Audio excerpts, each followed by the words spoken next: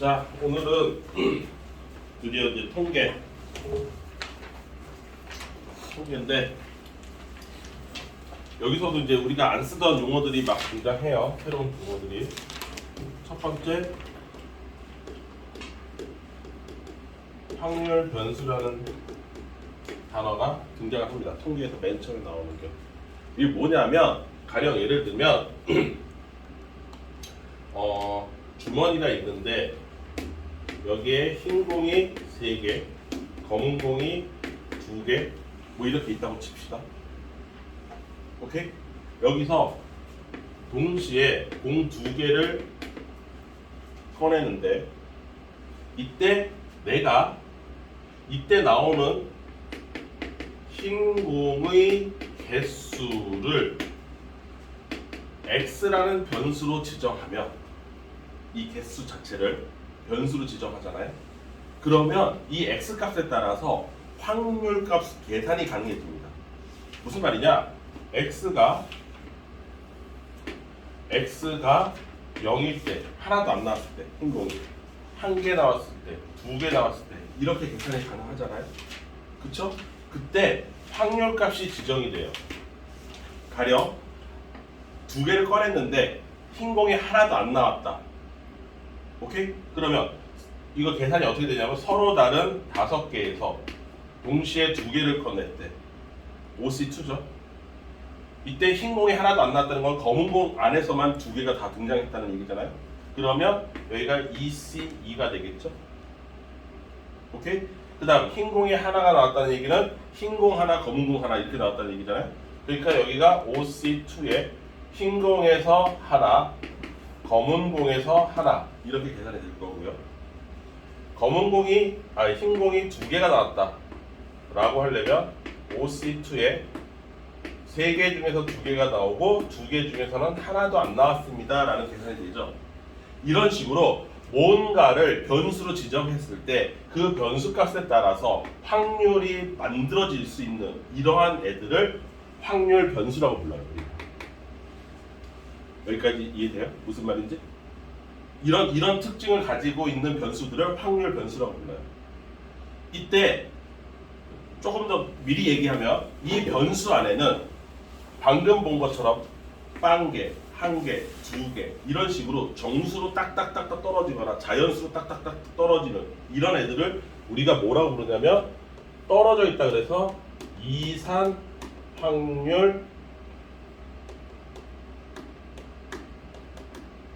변수라고 부르고요.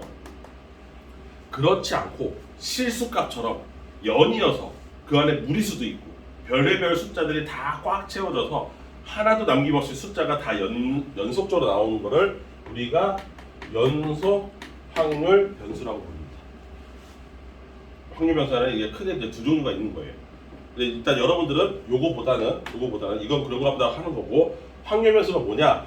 뭔가를 변수 값으로 지정했을 때, 뭐를 흰 공의 개수처럼 뭔가 하나를 내가 딱 이름을 붙여줬을 때 그 이름 값에 따라서, 그 개수에 따라서 확률 값이 이렇게 만들어질 수 있는 이런 애들을 통칭해서 우리는 확률 변수라고 부른다 라고 기억하면 되겠지. 그리고 그거는 여러분들이 걱정할 필요가 없는 게, 그냥 문제에서 지정을 해줘요. 뭐를 확률 변수로 하겠다, 그럼 그런가 보다 라고 생각하시면 되는 거예요. 여기까지 이해되시죠? 자, 그리고 여기 지금 보시면 이렇게 확률 계산을 했잖아요. 근데 얘네들을 일반화할 수 있습니다. 일반화할 수 있어요. 이 개수를, 얘를 R이라고 치면, 요 개수를 R, 요거를 R이라고 생각을 하면, 오케이?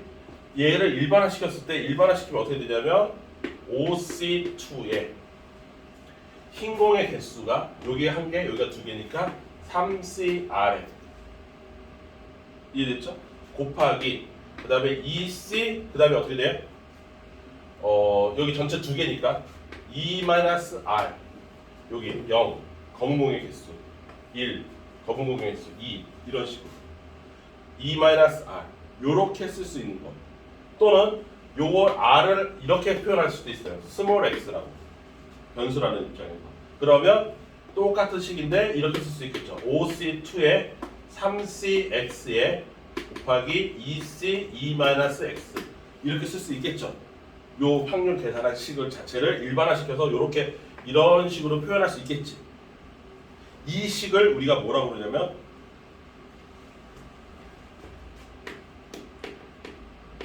확률 질량 함수라고 부릅니다. 저 식을. 이 식을 확률 질량 함수라고 불러요. 이 식의 이름을. 요 질량 함수라고 부르는 건 이상확률 변수일 때 질량이라고 부르고요. 연속일 때는 밀도로 바뀝니다.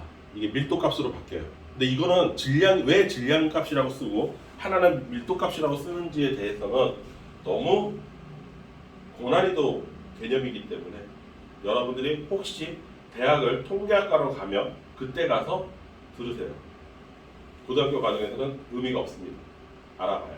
근데 이게 이 이름이 심사숙고해서 만든 이름이긴 해요. 질량과 밀도라는 개념을 썼다는 것 자체는 굉장히 고급지게 개념을 되게 고차원적으로 쓴 거고, 얘를 이렇게 표현합니다. 얘를 P가 했고 X가 R일 때, 또 요거 R 또는 여기는 스몰 x 이때 이렇게 씁니다. 그러면 요게 확률 질량 함수가 되는 거예요. 그래서 고등학교 내신 같은 경우 얘를 주관식으로 쓰라고 하는 경우도 간혹 나옵니다. 확률 질량 함수를 네가 만들어 봐라. 별거 없습니다. 요 식을 일반화시켜서 만들면 되는 거예요.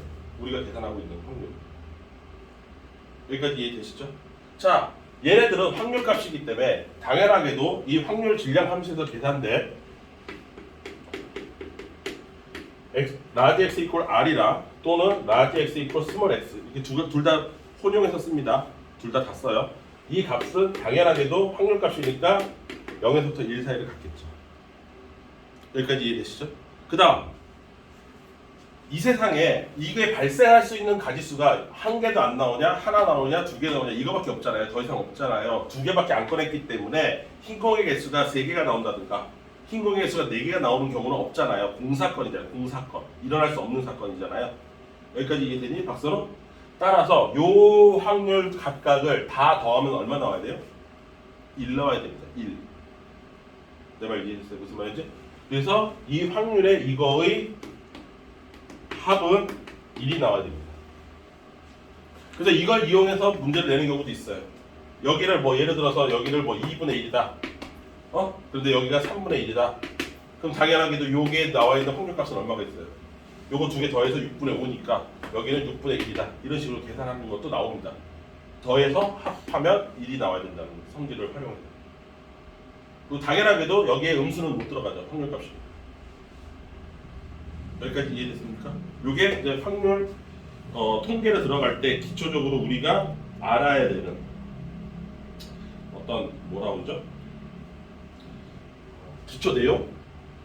기초적인 약속? 뭐 이런 거예요. 그래서 여러분들 책에 보시면 239페이지 같은 데 보니까 거기 뭐라고 되어 있는 거예요? 첫 번째, 여기서 각각 요거를 R이라고 쓰기도 하고 또 I도 많이 써. 통계에서는 별걸 다 써. 요거를 PI라고 통칭하는데 요게 이제 R이 되기도 하고 I가 되기도 하고 X가 되기도 해요. 그리고 요게 이제 I가 1번, 2번, 3번 이렇게 되는 거죠. 번호로 매기게 되면 그러면 걔네들을 다 더하면 얼마다? 1이다. 그게 두 번째 써 있는 거죠. P1 첫 번째 확률, P2 두 번째 확률, P3 이런 거 다 더하면 1이다. 그리고 요 각각의 값들은 확률 값이기 때문에 0에서부터 1 사이를 갑니다. 여기까지 이해되십니까? 내 말 이해됐어요? 무슨 말인지? 네. 그래서 보기 1번 같은 거 보시면 보기 1번 보세요. 이게 우리의 약속이었어요.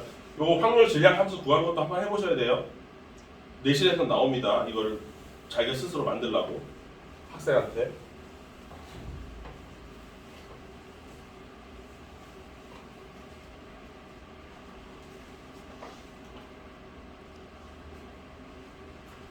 자, 보기 1번 간단한 내용인데 x가 0, 1, 2, 3 이렇게 돼 있고요. 그때의 확률 값이 여기는 이제 스몰 x라고 표현했어요. 여기가 8분의 3이고 여기가 a고 여기가 8분의 3이고 여기가 8분의 1이다. 그럼 이거 합하면 1 나와야 되는 거잖아요. 그쵸? 따라서 요 A 값을 구하라. 그럼 다 더하면 8분의 7이니까 A는 얼마예요? 8분의 1입니다. 이런 식으로 간단하게 나오는 거죠. 내 말 이해됐습니까? 그리고 이런 것도 물어볼 수 있어요. 문제에서 X 값이 이렇게 1 이상의 확률을 구하세요. 이런 것도 많이 물어봅니다. 여기서 표를 쓴 김에 얘기하는 거예요. 그러면 1 이상이라는 것은 x가 1일 때, x가 2일 때, x가 3일 때 이걸 다 더한 거잖아. 왜냐면 왜 더해야 되냐면 합의 법칙 때문에 그래. 얘가 일어났다는 얘기는 얘가 일어날 수 없는 거잖아. 이거는 주어는. 또 얘가 발생했다는 건 이거나 이거나 발생할 수 없다는 얘기죠. 그러니까 각각의 확률을 다 더해야 되니까 얘랑 얘를 다 더해라. 그래서 요 확률 값은 각각을 다 더하면 8분의 5입니다. 뭐 이런 식으로 대답하는 것들이 있어요. 그거는 이제 요렇게 표현하기도 하고 뭐 이렇게 표현하기도 합니다. 1에서부터 x가 2 사이의 확률을 구하라. 이렇게 해서 표현합니다. 그리고 이건 뭐 1하고 2밖에 없잖아요. 그러면 여기랑 여기랑 더해야 되니까 8분의 4인 2분의 1입니다. 이렇게 대답하는 거예요. 이게 이제 물어보는 방식이 이렇게 물어보는 거죠. 그러면 이제 표만 내가 완성할 수 있다면 그거는 표 보고서 쭉 더하거나 하면 되는 거죠. 내 말 이해됩니까? 무슨 말이지? 이게 이렇게 된 표현이 별거 아니라는 얘기를 하고 있는 거예요. 아무것도 아니다. 표만 내가 알고 있으면 금방 누구라도 다 계산할 수 있는 거다. 더하기밖에 더하기. 그랬습니다. 여기까지 이해되니? 무슨 말인지? 이해되세요? 안 되세요? 이해되시죠? 이따가 그 보기 2번은 여러분들한테 시킬 거예요. 한번 그 아까 공 꺼내기랑 비슷한 문제니까 한번 똑같이 따라서 한번 해보세요. 보기 2번. 지금 내가 할 거는 보기 1번. 요 내용을 정리를 해서 이런 특성들을 활용해서 문제를 좀 이상하게 만들 수는 있습니다. 그리고 이 중에서 EBS 수능 특강에 맨날 나오는 문제도 있어요. 그게 1번이에요. 개념 익힘 1번. 거기 보시면 확률 질량 함수 요거 일반적으로 확률값 계산하는 식을 줍니다. 근데 그 식이 이렇게 생겼다고 주는 거죠. 이렇게 생겼대요. 그리고 이때 x는 1, 2, 3, 4가 가능하다. 이렇게 돼 있다. 첫 번째 k가 얼마냐 이렇게 물어보는 거죠. 이건 뭘 활용한 거냐면 확률의 합이 1이 나와야 된다는 걸 사실을 이용하는 겁니다. 여기다가 첫 번째 확률은 1 집어넣은 거고 두 번째 확률은 2 집어넣은 거잖아요. 내 말 이해되고 있어요?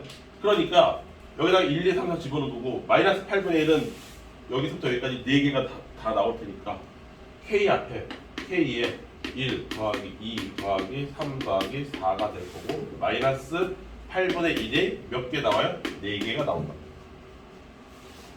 이해되시죠? 다 더한 값이. 이 다 더한 값이 1 나와야 된다는 거예요. 이거 정리하라는 거죠. 그러면 얘 다 더하면 얼마예요? 10이죠? 10K가 요 2분의 1이니까 넘어가면 2분의 3이다. 따라서 K는 20분의 3에 해당하는 숫자여야 된다. 그래야 확률을 다 더하면 1이 나오는 것이다. 요런 내용. 요 EBS에 있습니다. 매년 나오는 문제예요. 여기까지 이해됐죠? 자, 이거에 의해서 아까 얘기한 대로 이런 식으로 물어볼 수도 있죠. X값이 3보다 크거나 같은 확률을 값을 계산하시오. 그럼 얘는 어떻게 되는 거예요? X가 3일 때의 확률과 X가 4일 때의 확률을 계산하는 거예요. 왜냐면 여기 3, 4밖에 없으니까. 내 말 이해되시죠? 그러면 7 곱하기 K 20분의 3에 빼기 8분의 1이 2개 4분의 1 이렇게 되겠죠. 다 더한 값. 오케이? 따라서 얘 통분하면 20분의 21 마이너스 5 얘는 16 그러면 4로 약분하면 5분의 4 이런 식으로 되겠죠. 내가 이해됐습니다. 이런 거는 이제 기본적인 거를 이용한 거고 두 번째 두 번째 문제도 맨날 나오는 건데 아까 그 주머니 속에서 공 빼는 거랑 똑같아서 그걸 이용해서 여러분들한테 표 작성을 요구하는 문제입니다.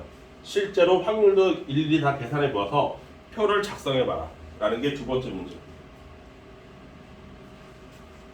자, 두 번째 문제 보면 2번에 보면 1부터 6까지 숫자가 적혀있는 6장의 카드에서 동시에 3장을 뽑을 때 1, 2, 3, 4, 5, 6 이렇게 생긴 주머니에서 3장을 뽑을 때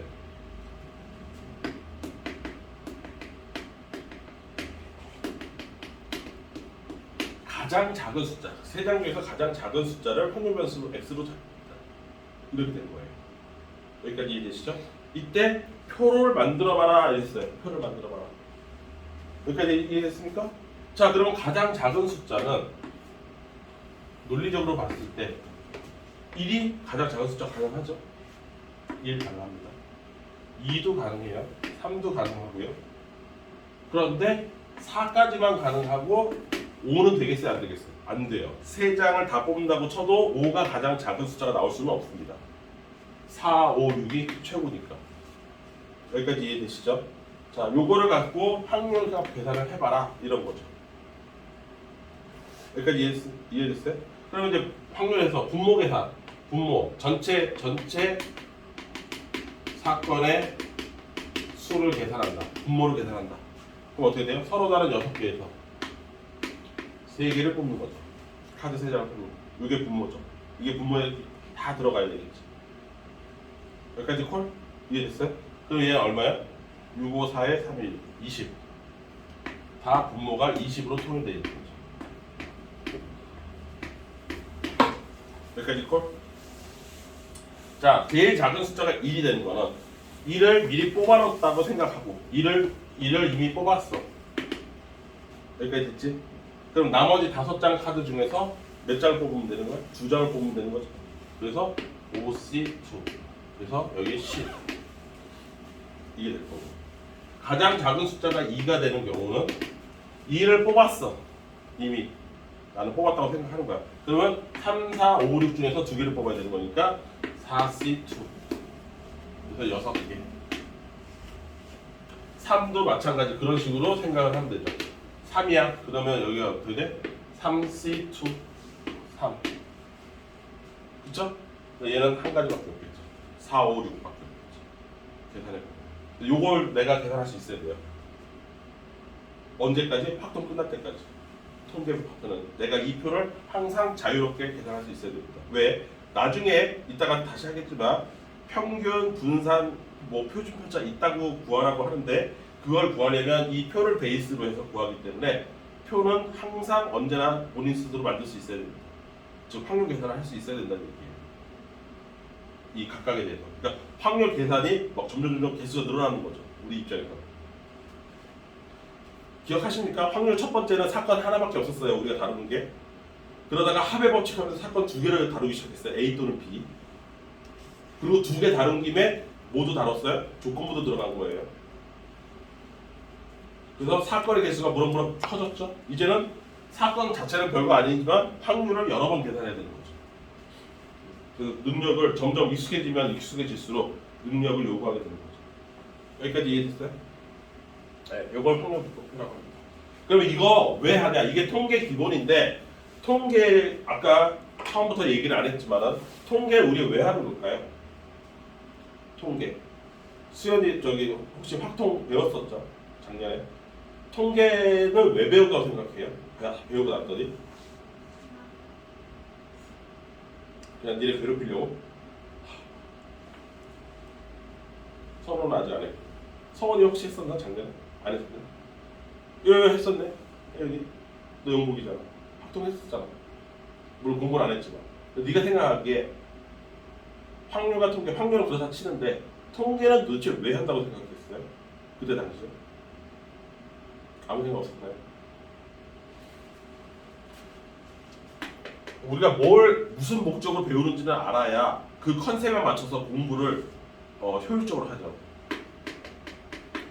통계의 가장 큰 목적은 뭐냐면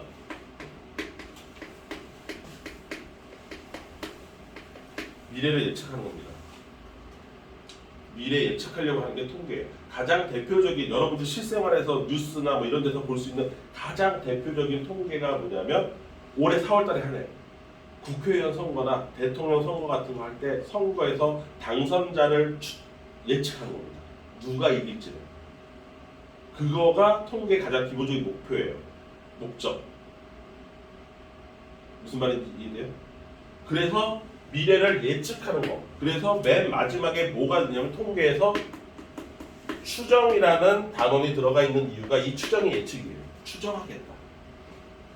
이게 어떤 확률을 갖는지 추정하겠다. 그러니까 누가 당선될 확률이 어디서부터 어디까지. 누가 당선될 확률은 여기서부터 여기까지. 그걸 뭐 지지율이라고 표현하기도 하고 뭐 이렇게 되는 건데 그걸 하기 위한 밑작업을 통계예요. 내 말 이해됐죠? 그래서 통계는 미래를 예측하기 위해서 하는 거고 이 미래를 예측하기 위해서 가장 대표적으로 필요한 게 뭐냐면 통계 여러분들 초등학교 때나 중학교 때 했던 게 있어요. 뭘 구하는 거냐면 그 집단의 여기 플러스 하나 더 미래 예측 플러스 뭐냐면 내가 속한 어떤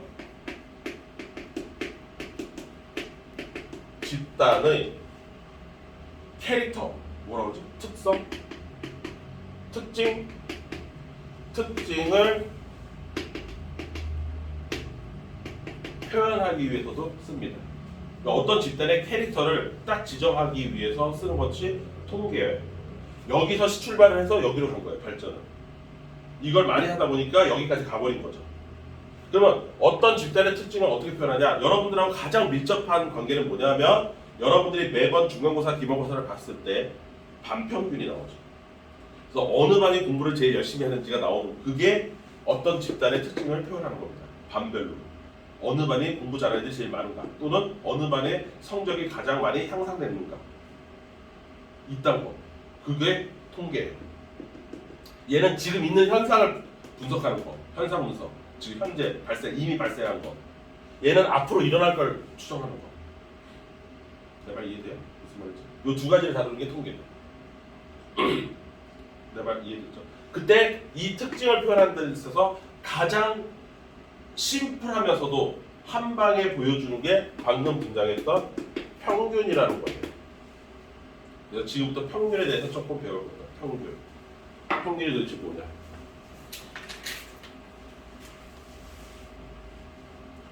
이 평균을 여러분들은 고등학생 때보다는 중학생 때 더 많이 배웠습니다.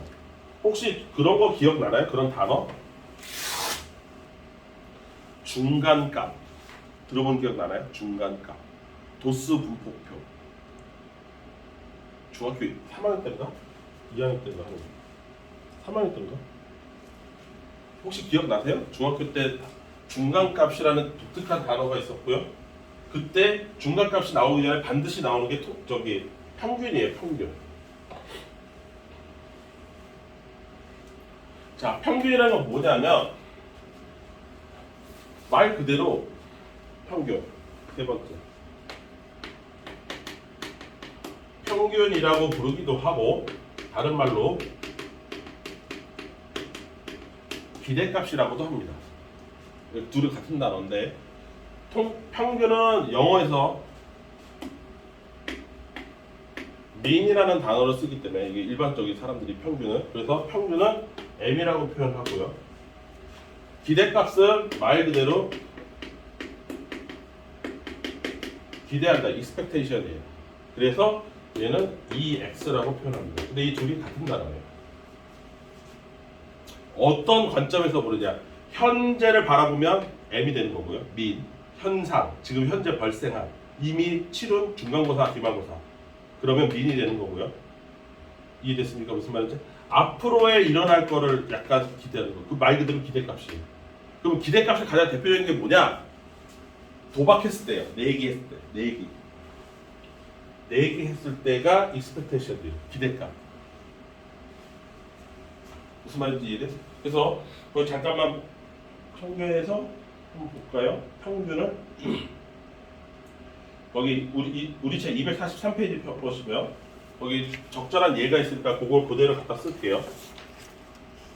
한 장에 1,000원짜리 복권이 20장이 있습니다.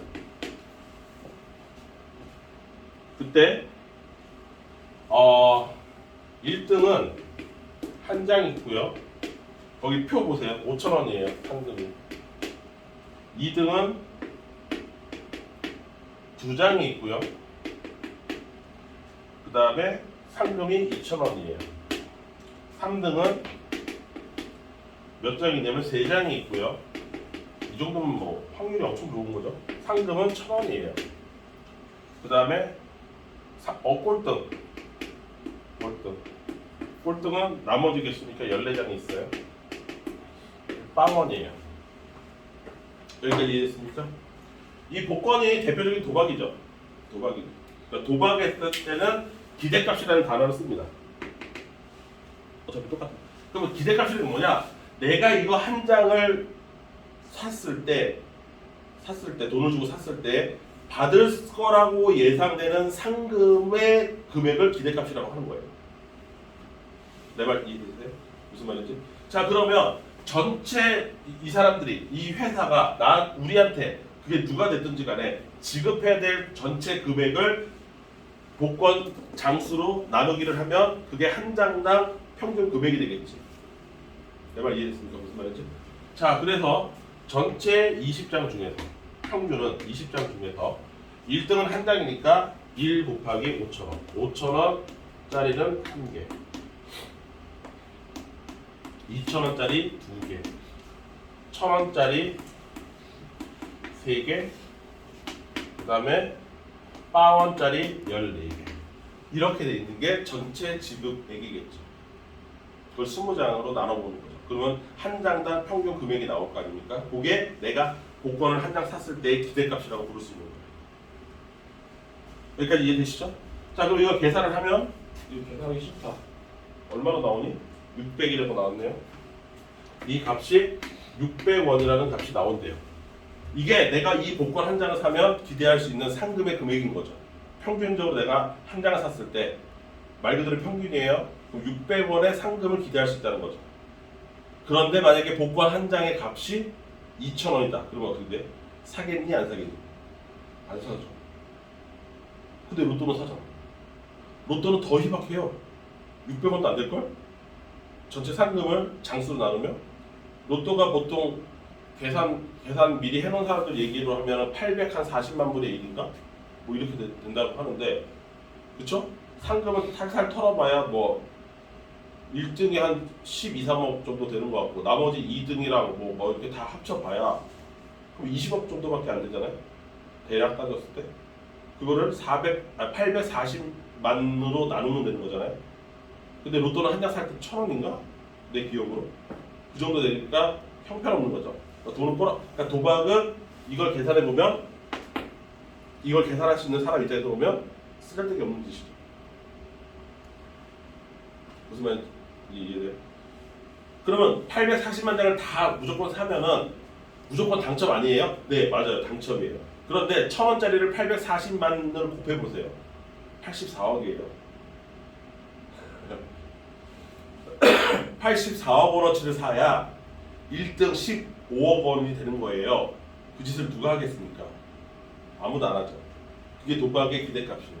어쨌든 얘를 평균이라고 한단 말이야. 근데 내가 지금 얘기하고 싶은 건 뭐냐면, 이거를 식을 분리를 해보면 얘가 5,000 곱하기 20분의 1이고 2,000 곱하기 20분의 2고 이렇게 된단 말이지. 이거 무슨 말인지 이해되죠? 여기까지 이해됐습니까? 이런 식으로 계산이 될 거란 말이에요. 이게 뭐냐? 좀 전에 봤던 이 X가 뭐냐면 확률 변수.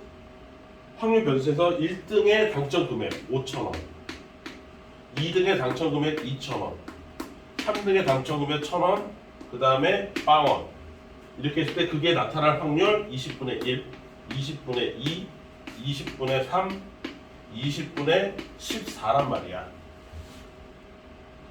그러니까 평균을 계산한 값이 뭘 계산한 것과 똑같은 일이 벌어지냐면 확률 변수라는 값하고 그거의 의해서 만들어지는 확률값 이 두 개를 곱하고 이 두 개를 곱하고 이 두 개를 곱해서 다 더한 게 평균하고 똑같더라 이거지. 내 말 이해됐어요? 무슨 말인지? 이건 학교 성적으로 봐도 그래요. 우리 학교 성적, 예를 들어서 요번에 시험 수학 성적을 본다. 그러면 빵점부터 시작해서 100점까지 쫙 있을 거 아닙니까? 이해됐죠? 그럼 이제 머릿속에 생각해보세요. 쉽게 얘기해서 빵점 있고요, 10점 있고요, 20점 있고요, 30점 있고요, 땡땡땡 가서 90점 있고요, 100점도 있다고 칩시다. 10점 단위로 끊었을 때. 근데 우리 반 전체 인원이 30명이에요. 이해됐어요?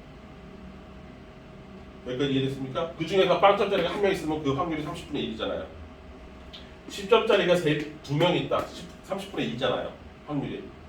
이거를 곱해서 다 더한 게 우리 반 반평균이라고. 쉽게 얘기하면. 내 말 이해됐어? 그래서 일반화시키면 여기에 써있는 애들이 아까 봤듯이 이게 x1, x2, x3, x4 이렇게 돼 있고 여기가 p1, p2 그때의 확률, p3, p4 이렇게 계산된다고 치면은 이 식을 정리를 하면 이렇게 된다는 거야. x1 곱하기 p1, x2 곱하기 p2, x3 곱하기 p3, x4 곱하기 p4 이렇게 된 거라고. 이걸 평균이라고 한단 말이지. 여기까지 이해됐죠? 여기까지 이해됐어? 이거를 더 일반화시키면 우리가 아는 시그마를 동원할 수 있죠. 이렇게 시그마 i가 여기 숫자를 i라고 해요. 1에서부터 4까지 xi pi라고 심플하게 정리할 수 있지 않을까요? 그럼 여기다가 1 집어넣으면 얘가 나오는 거고 2를 그 다음 칸 2를 집어넣으면 얘가 나오는 거고 그 다음 칸 3을 집어넣으면 얘가 나오는 거고. 내 말 이해됐습니까? 표로 보면 이렇게 세로로 곱해서 더한 거죠. 그거를 멋있게 식으로 쓰면 이렇게 되는 거죠. 있어 보이게. 현재 무슨 말인지 이해돼요? 네. 그래서 이 평균은 이렇게 계산한다고 보통 표시를 합니다. i가 1에서부터 n까지 xi, pi라고 표현하기를 좋아합니다. 이때 xi는 확률 변수에 나오는 숫자들, pi는 그때 만들어지는 확률들. 이걸 평균이라고 하고 이 평균이 그 집단의 캐릭터를 나타내는 가장 단순하면서도 심플한 값이다 이거야. 그렇잖아. 우리 매번 이 짓 하고 있거든. 평균 내고 있거든. 내 말 이해돼요? 그래서 통계청에서도 맨날 그거 하잖아요. 1년인가 뭐 2년 총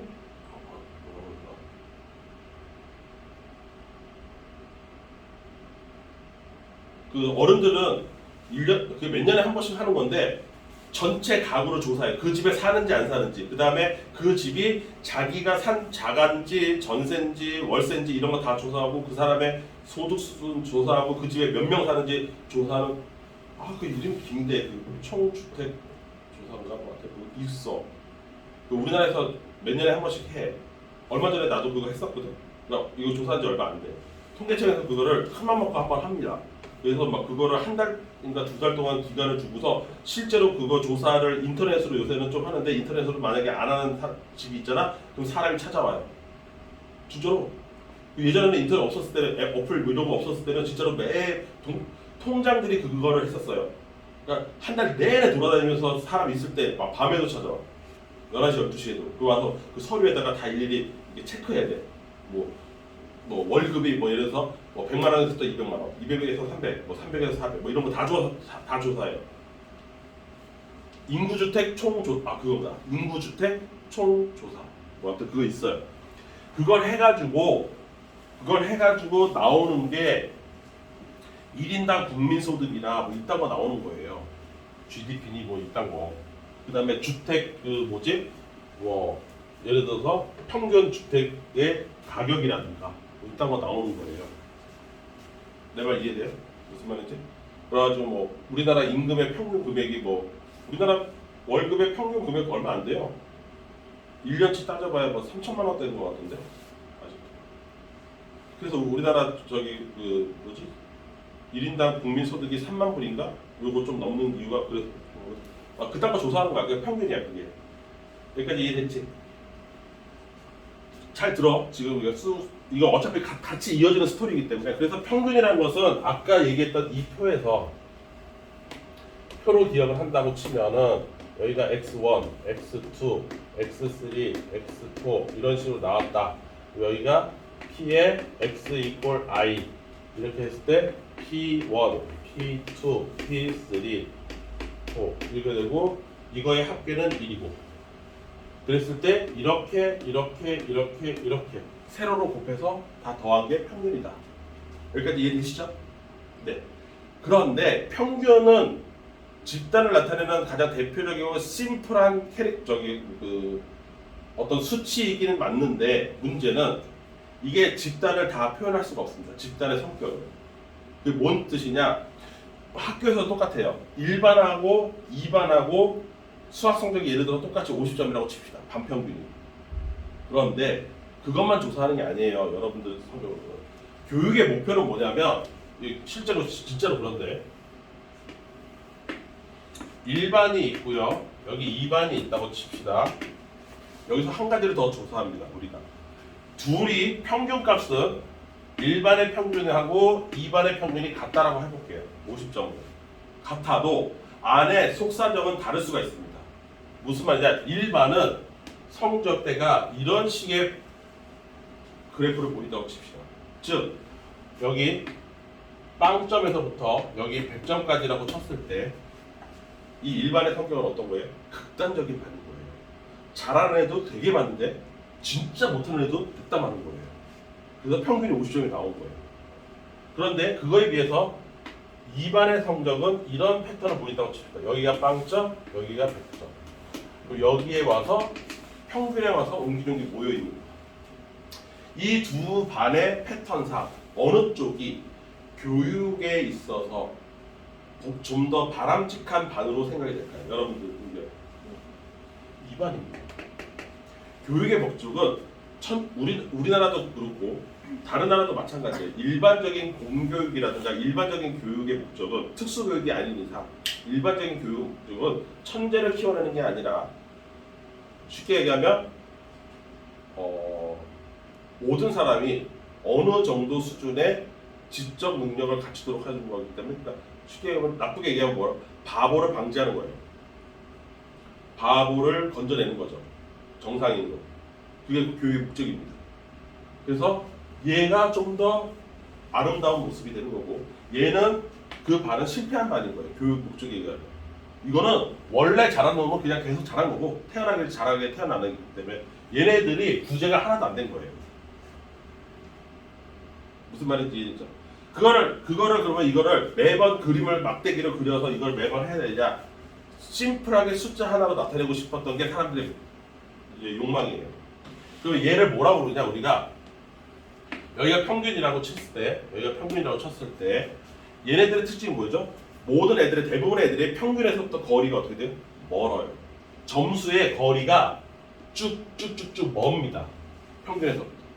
근데 여기는 대다수의 애들의 평균에서부터의 거리가 짧은 쪽에 다 옹기종기 모여 있어요. 이해됐죠? 무슨 말인지? 그래서 각각의 성적을 해서 평균을 뺀 것을 우리가 뭐라고 부르냐면 얘를 편차라고 부릅니다. 편차라고 불러요. 이거 중학교 때도 나온 단어예요. 초등학교 때나 중학교 때도 나온 거고 여러분들이 까먹었을 수는 있는데 이미 나오긴 했던 단어입니다. 과거에. 이 편차가 얘는 편차가 큰 거고요. 쉽게 얘기하면 얘는 편차가 작은 거예요. 내 말 이해되시죠? 그래서 사람들이 이 편차의 평균을 내보면 이 1반의 모습과 2반의 모습을 숫자 하나로 딱 그러니까 사람들이 생각한 건 그거였어. 편차를 다 옹기종기 모아. 2반 그거 싹 다 모아. 30몇 거를 싹 모아. 그래서 50점에서 100점짜리는 플러스 50점이 되는 거고 편차가 빵점짜리는 마이너스 50점이 되는 거죠. 그렇죠? 90점짜리는 편차가 플러스 40점이 되는 거고 10점짜리는 마이너스 40점이 되는 거예요. 이 편차를 모아가지고 싹 다 더해서 평균을 딱 내면 이럴 거라고 예상을 하고 나왔던 거야. 여기는 편차가 뭐 예를 들어서 한 10 정도 나오고 여기는 편차가 뭐 대략 3 정도 나오고 이런 식으로 예쁘게 나올 줄 알았어.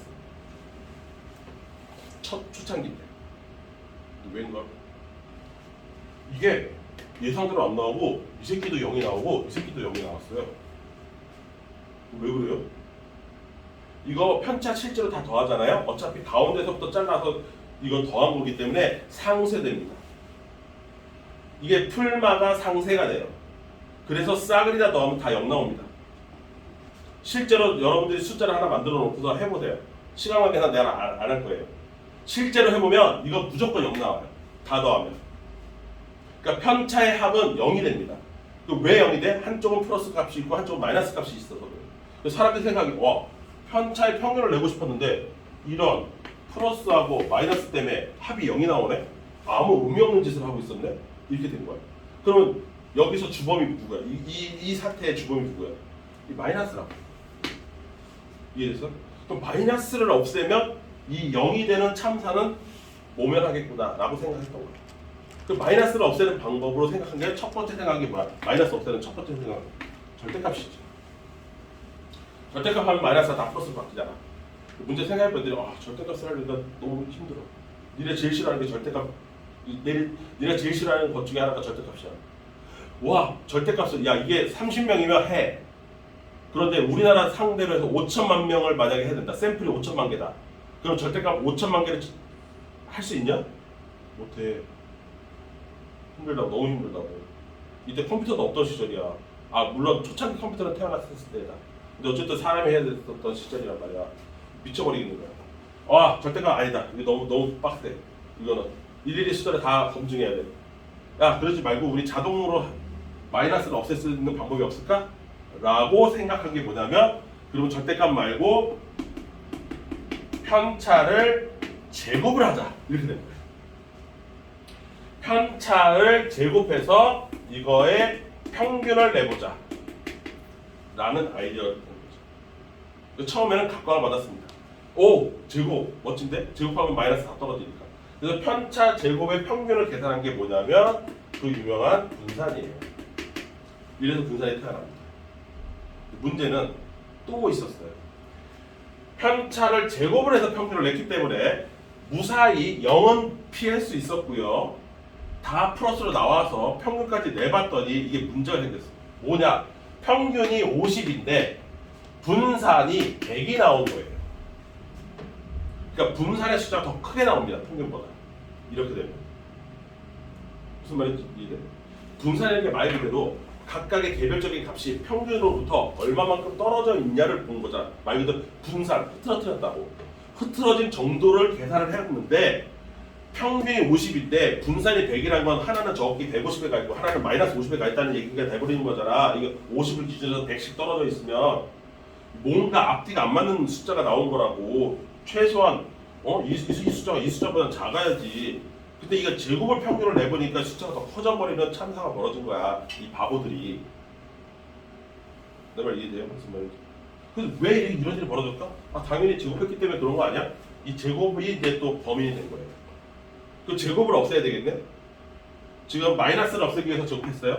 근데 제곱을 하고 봤더니 숫자가 너무 커져버렸어요. 그래서 무슨 일을 해버렸냐? 루트로 씌웠어요. 제곱해서 커졌으니까 루트로 눌러버리자. 그래서 분산에다가 루트 씌운 거를 우리가 뭐라고 그러냐면 표준 편차라고 불러요. 그래서 표준 편차라는 걸 계산하고 봤더니 그나마 이게 10으로 내려온 거야. 그래서 이 반은 50점에서 플러스 마이너스 10점이다. 뭐 이런 얘기를 할 수 있게 되는 거죠.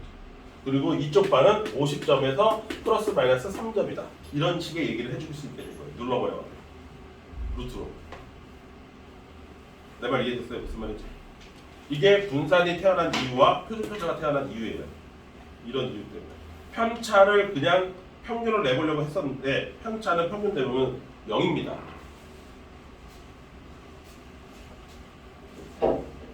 내 말 이해됐어요? 무슨 말인지? 그래서 절대값 신용이 싫어서 제곱한 거고 제곱했더니 숫자가 너무 커져서 포기한 거, 루트로 눌러버린 거예요.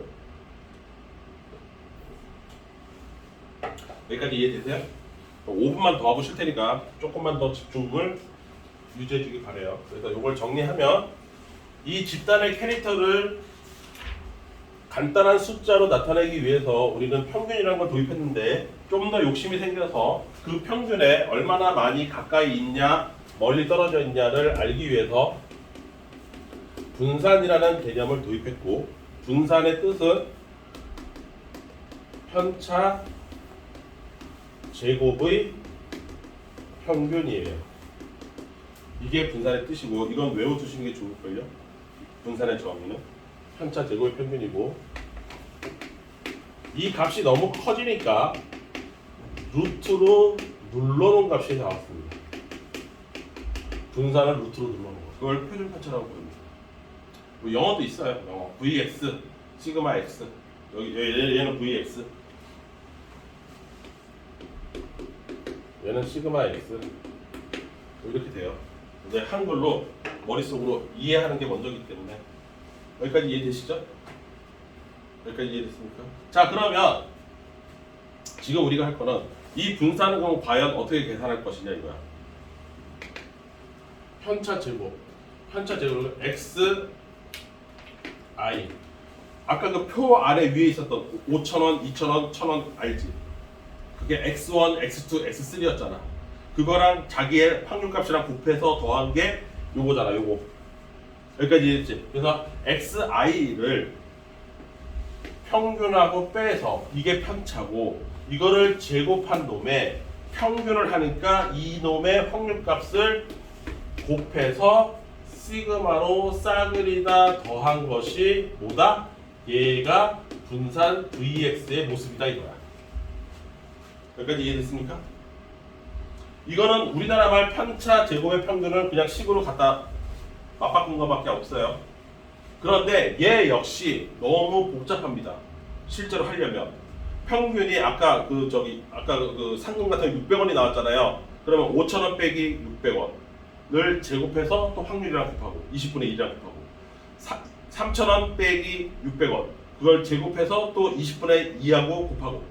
너무 복잡해요. 좀 더 심플한 방법이 없을까 해서 얘를 전개를 해봤어요.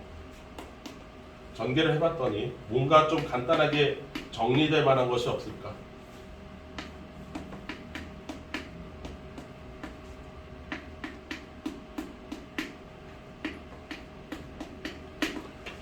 전개죠? 가로 안에 있는 걸 제곱해서 저기 뭐지? 완전 제곱식으로 푼 거예요. 자, 그러면 이제 분배해서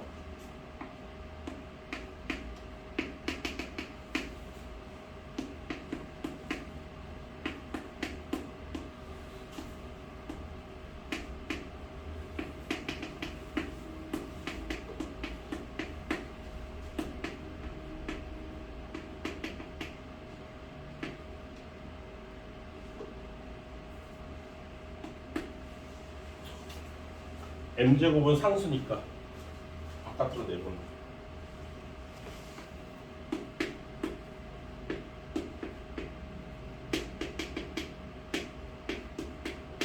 이렇게 각각 분배해서 시그마 각각 따로따로 붙여준 거 이해되십니까? 오케이? 자, 그럼 얘 여기서부터 끝에서부터 한번 계산해 볼게요. 이거 뭐예요? 뜻이? 확률을 1부터 n까지 끝까지 다 더했다 이 뜻이죠. 그게 얼마예요? 1이죠. 그래서 여기가 됐습니까? 얘는 xi, pi 어디 있어요? 얘죠? 얘 뭐예요? m이죠?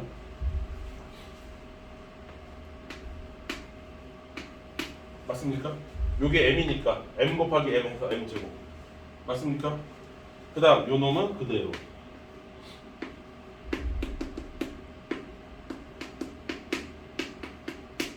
이렇게 놓고 봤더니 식이 생각보다 깔끔해요. 요게 계산이 돼요. 이 뒷부분이. 이게 뭐예요? m제곱 맞죠? 그 다음 요거의 뜻을 봤더니 요거는 자 봐봐 x의 평균이면 xi야. 그러면 xi 제곱을 pi를 곱했으면 xi 제곱의 평균이 되는 거지.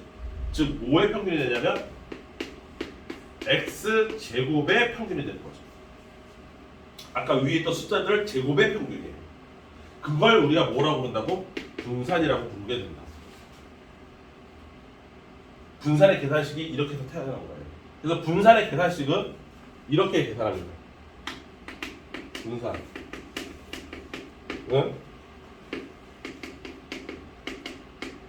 제곱의 평균에서 평균의 제곱을 뺀다라고 얘기합니다. 이게 분산 계산식이에요. 무슨 말이냐? 제곱의 평균이란 건 위에 있는 숫자 x값을 제곱한 다음에 확률이랑 곱하라는 뜻이에요. 그래서 그게 제곱의 평균. 내 말 이해되시죠? 평균, 네가 원래 구해놨던 평균의 제곱을 거기서 빼면 된다. 그러면 분산이다. 굳이 이렇게 복잡하게 계산할 필요 없다. 이거는 정의 자체고 실제 계산은 이걸로 해라. 그래서 분산은 두 가지를 다 알고 있어야 됩니다. 왜냐하면 얘를 물어볼 때도 있고요. 분산의 원래 뜻, 편차 제곱의 평균을 물어볼 때도 있습니다. 그리고 주로 많이 물어본 건 계산식이긴 하죠. 요게 한 80%, 요게 한 20% 정도로 문제가 나오는 거죠. 8대2 정도. 둘 다 알고 있어야 돼요. 한쪽만 알면 나머지를 못 풀어요. 분산은 Vx는 제곱의 평균에서 평균의 제곱을 빼는 걸로 계산합니다. 이겁니다. 분산 계산식. 이렇게 해서 나와요. 그리고 당연하게도 시그마 얘로 계산하죠. 그래서 루트 Vx 루트로 눌러서 계산하는 거죠. 그러면 잘 보세요. 두 가지 값을 계산할 수 있게 된 거예요. 평균을 하나 알게 된 거고요. 그 다음에 표준 편차를 알게 된 거죠. 분산을 거쳐서. 그러면 내가 이 집단의 대략적인 모습을 알 수 있습니다. 이런 식으로.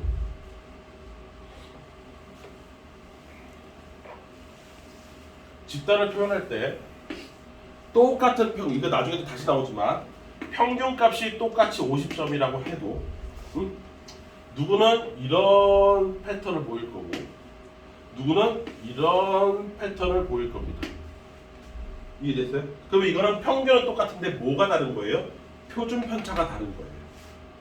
여기를 A라고 하고 여기를 B라고 했을 때 A의 표준 편차와 B의 표준 편차 값을 보면 당연히 누가 더 크겠습니까? B가 더 큰 겁니다. 서로 많이 떨어져 있어요.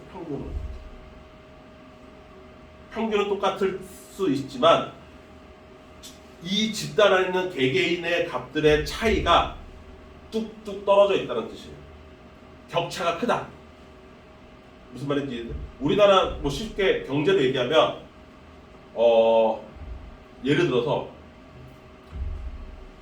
우리나라 말고 중국도 저기 GDP가 $10,000거든. 오케이.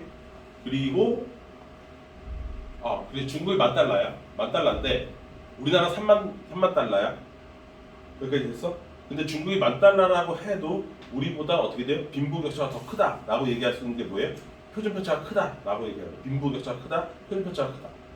평균은 $10,000에 와 있을 수 있지만 실제로 얼마 전에 유튜브 보니까 아직도 중국에서 그 상하이처럼 큰 도시에서도 평균 월급이 대략 60만 원에서 70만 원 정도 밖에 안 되는 것 같아요. 살 수가 없어요. 이렇게 되면. 무슨 말인지 이해되시죠? 아무튼 이런 거예요. 그 다음에 평균 갖고 알 수 있는 거는 이런 집단이 있을 수 있고 이런 집단이 있을 수 있겠죠. 표준 편차가 똑같다라고 쳐. 이게 A 집단, 이게 B 집단이에요. 여기가 빵점, 여기가 100점이라고 쳤을 때 어느 반이 공부를 더 잘한 거예요? 이거는 B 반이 공부를 더 잘했다고 할 수 있죠. 왜? 평균이 높으니까. 이건 평균이 여기 와 있고 얘는 평균이 여기 와 있고. 그래서 평균과 표준 편차만 알아도 이 집단의 캐릭터를 대략적으로는 알 수 있다. 내 말 이해됐어요? 이걸 하기 위해서 우리가 통계를 합니다. 오케이? 계산식도 이렇게 나오고 왜 이런 계산식이 나왔는지 유도까지 또 한번 해봤어요. 오케이? 네. 10분 쉬었다가 이제 실제 문제로 가봅시다.